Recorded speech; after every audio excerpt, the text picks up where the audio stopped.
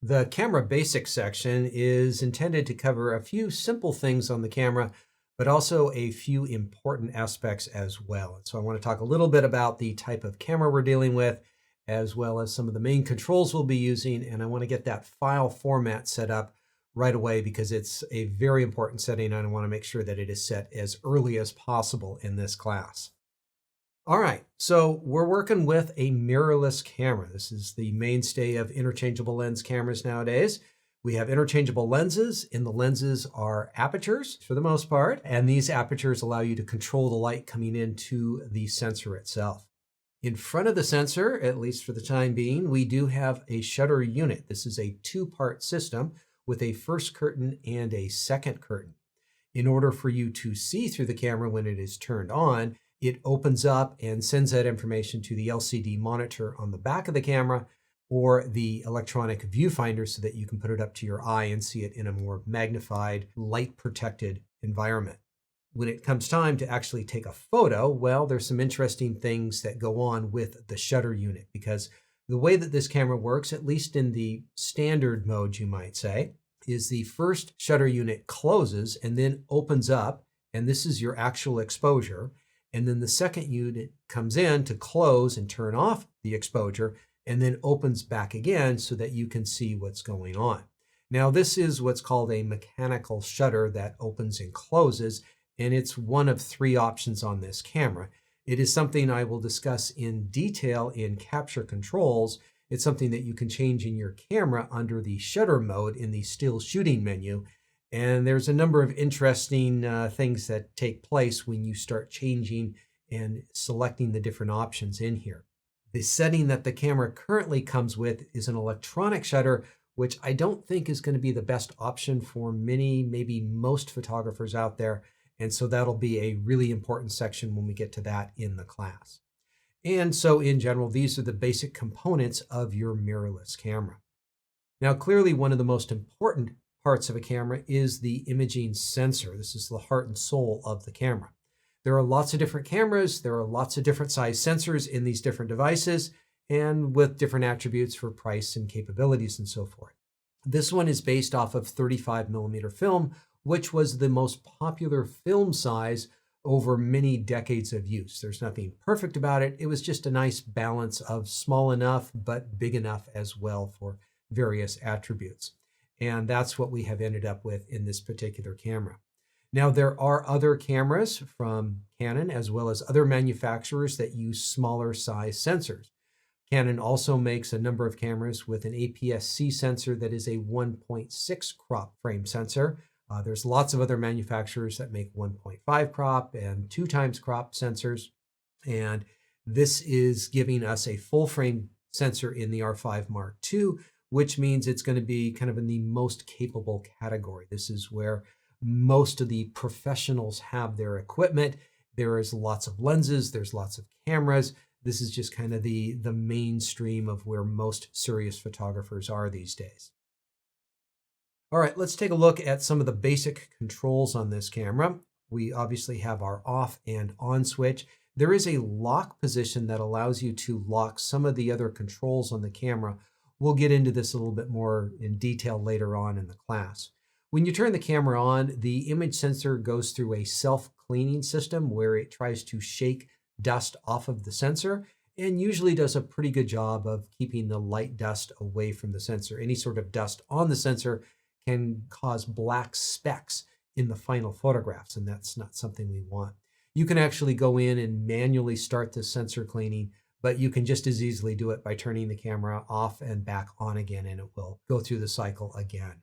Kind of new to this camera, but not new to all Canon cameras, is a still movie switch over on the top left shoulder of the camera.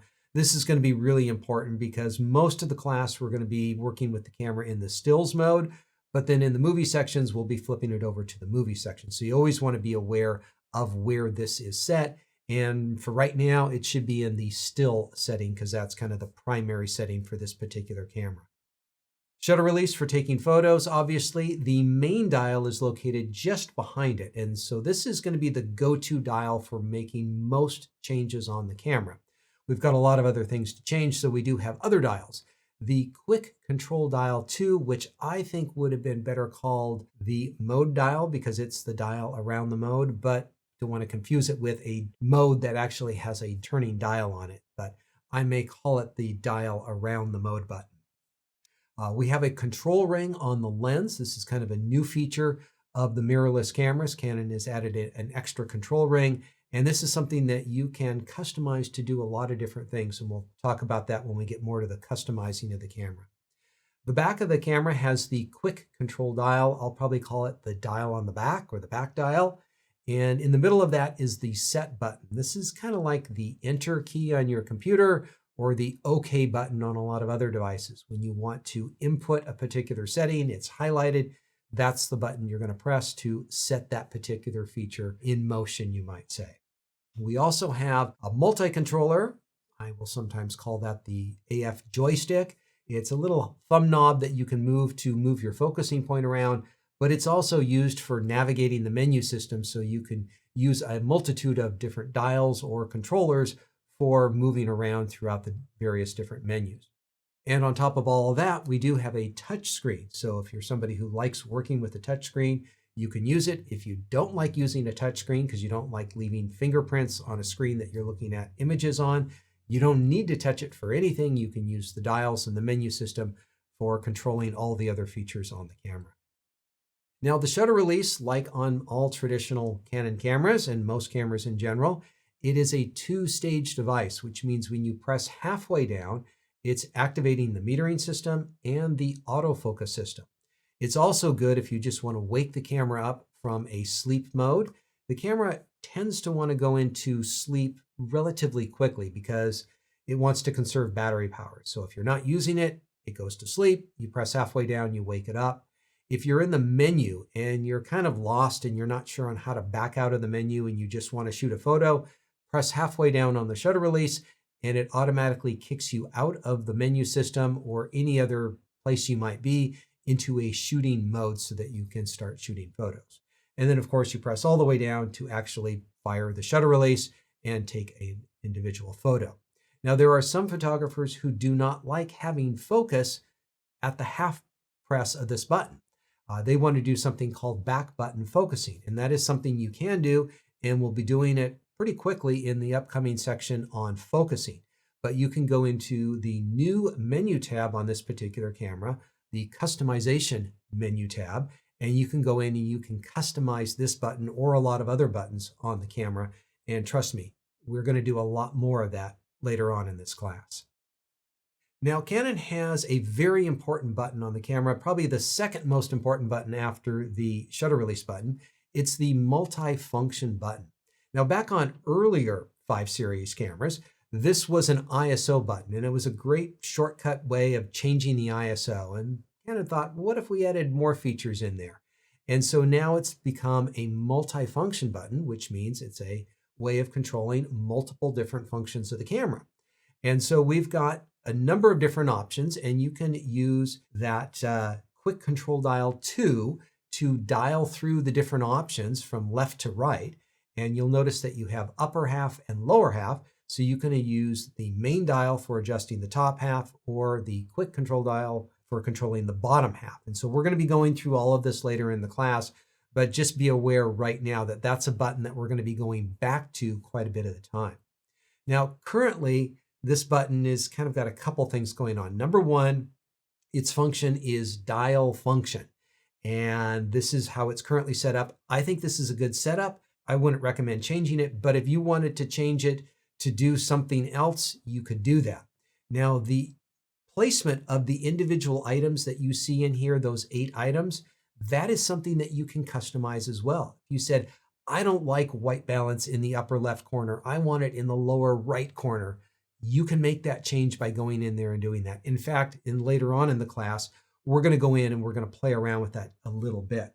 But let me just show you real quickly, if you haven't got a camera in front of you, you want to see exactly how this works. So we'll press the multifunction button on the top of the camera, and you can see on the back of the camera, we can go left and right through these 4 different columns here. There's only 4 columns. And if we want to change a feature on the bottom, we turn the dial in the back of the camera here. If we want to change a feature on the top of the camera, we would turn the top dial. And so if you wanted to change ISO, you would move over to ISO and you would change it down here because it's in the lower half. And you'd press either the shutter release to get out of it, or you can press, now I guess the shutter release is going to be the best way to get out of it, because pressing the button again just simply takes you to the next item on the list. All right, file format. This is the format that we are recording the still images in. And in general, there's two options. There's RAW and JPEG, but when you dive in a little bit more deeply, there are more options. There's actually two different types of RAWs. And along with JPEG, we have a new option called HEIF images now. And this has been around for a little while with Canon.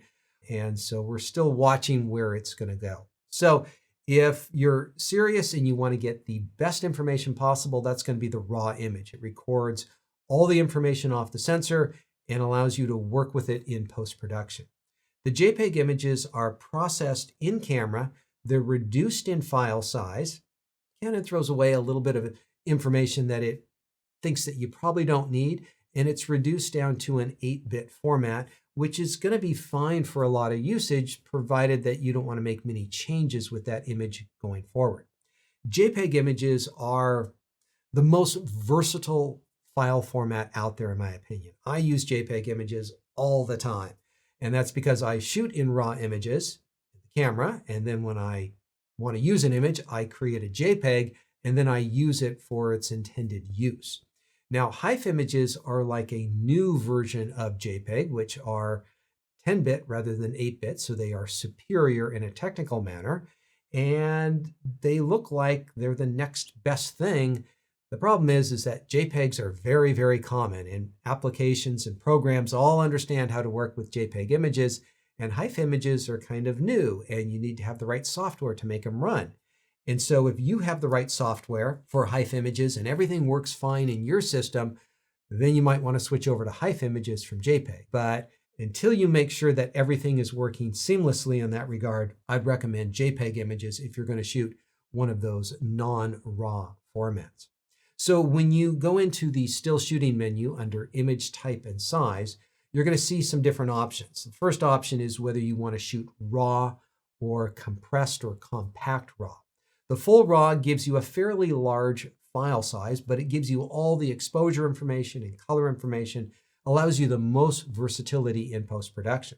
Many years ago, Canon came out with a compact RAW format where they reduced the file size, and that always means they're usually throwing away some information, which makes a lot of photographers like myself a little uneasy throwing away information. I might need it later on.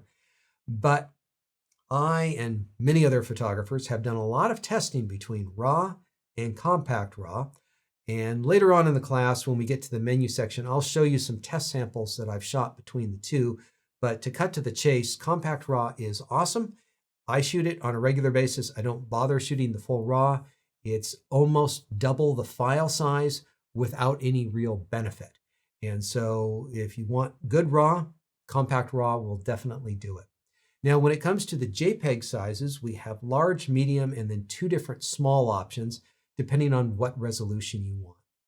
Now, with each of these JPEG settings, you can go in and you can adjust the compression levels. There's 1 to 10 on the different compression levels that you can adjust in there. And so if you do want to shoot JPEGs, they're what you want to shoot in your workflow, you can go in and you can adjust the quality of those JPEGs on a very fine-tuned basis. And so we'll get to that a little bit more detailed when we get into the menu sections for that particular adjustment. Now, if you want to shoot HEIF images, you need to go into the still shooting menu under HDR shooting PQ, and you turn that particular feature on, and then rather than JPEGs, you'll get HEIFs. It seems to be an overly complicated way of getting it set up properly, but that's the way that you can do it. Let me dive into the menu system and just show you around a little bit about what we've been talking about. So we're going to dive into the menu system, and remember our quick control dial 2, the dial around the mode button, allows us to switch between the different tabs. And our main setting that we've been talking about here is this first one, JPEG HEIF quality. And then another one we're going to talk about is right here, but I'm going to actually page over to this HDR shooting PQ. If you turn that on, that's what enables you to shoot HEIF images. And I don't think that's what most people are going to want to do. So I would leave this off unless you are absolutely sure you want to do this. And that's on the third page of this still shooting menu. I'm going to go back over to the first page and go back into the JPEG and HEIF. And you'll notice that I did a factory reset in the previous section. And if we look here, we can see that our cameras are currently set to large JPEGs here. And that is actually not what we're wanting to do here. We're wanting to come down to the image type and size. And this is where the camera is currently set to shooting JPEGs. You can choose the type of JPEG with the dial on the back of the camera. We can choose large, medium, and smalls. If we want to choose a RAW image, we would select that with the main dial. And RAW is a great file type, but it's kind of bulky and large in size. I'm going to choose the compact RAW. Now, a potential disadvantage of compact RAW is it's a slightly different flavor than your standard Canon RAW, and it's possible that some sort of program that you use may not work with the compact RAW as well as the RAW. So it's something that you should test out, shoot a few of each file type, download it, see if it works on your computer and your programs that you're going to use. If it does, then you're fine. But I have known that some people who had iPads or some other device or some third-party application that didn't work with the compact RAWs, or they were slower at loading them up and processing them. That's the only possible downside that I've seen so far. I'm going to put my camera in the compact RAW, and I don't need to be shooting JPEGs, but I'm going to go ahead and set it up just to make sure everything works in my camera properly.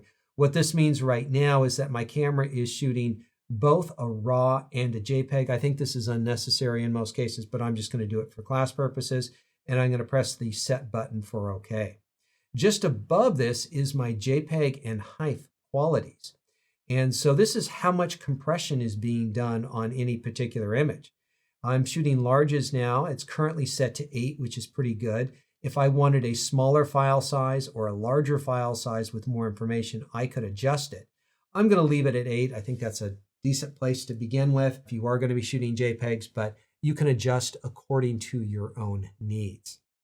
And with that, I think we've got our cameras kind of set up properly for the remainder of this class. All right, just a little bit more basic information here. If you are wanting more information about basic photography classes, I have a number of classes that are available. Photography Essentials and Composition Essentials are a great way to get started. If you're wanting to learn more about shutter speeds, apertures, general focusing, not focused on the camera, but more focused on general photography. So it's good for people with any style of camera, but all of that kind of matches up with what you're learning in this class quite well. Want to make sure that you know about those because I'm not going to be covering that sort of information in this particular class.